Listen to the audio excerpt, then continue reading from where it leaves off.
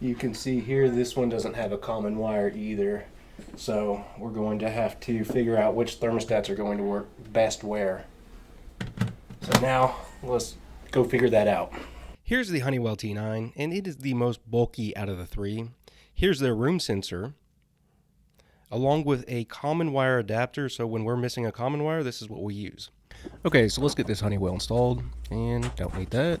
So this is a commercial building, and all 4 units are feeding the same common area, but the rooms that they feed are specific to that unit. So it's going to be interesting to see how they operate, especially in eco mode, because they might end up fighting each other. And if that ends up being too big of an issue, what I'll do is go ahead and install the room sensors for each unit and thermostat. That way we can set it up to have a more isolated test. So you can see that I actually have more than 4 thermostat wires here, but this being a commercial building, things get moved around all the time, because a lot of times each tenant will end up occupying the space differently from the previous tenant. And a lot of times the thermostat wires will get spliced up when things are getting moved around. So even though I have more than 4 wires here, I actually only have 4 good thermostat wires.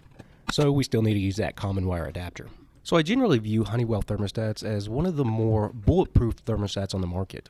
So once you get them installed, you generally don't have a whole lot of issues with them. And the reason why I was wanting to install the Honeywell at this location is because of the power adapter. And by adding a power adapter, we are adding one additional thing that could potentially fail in the system. So I was wanting to use the Honeywell because of its robustness.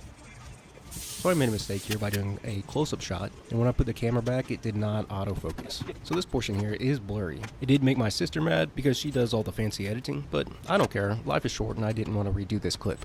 Now, if you've never installed one of these before, I could see how it would get fairly confusing. Now, as far as power adapters go, the Honeywell is the most confusing. The Ecobee and Nest are a little bit more color by number. So this portion took me around 6 to 7 minutes to install, so overall not too bad. Heck yeah, first try.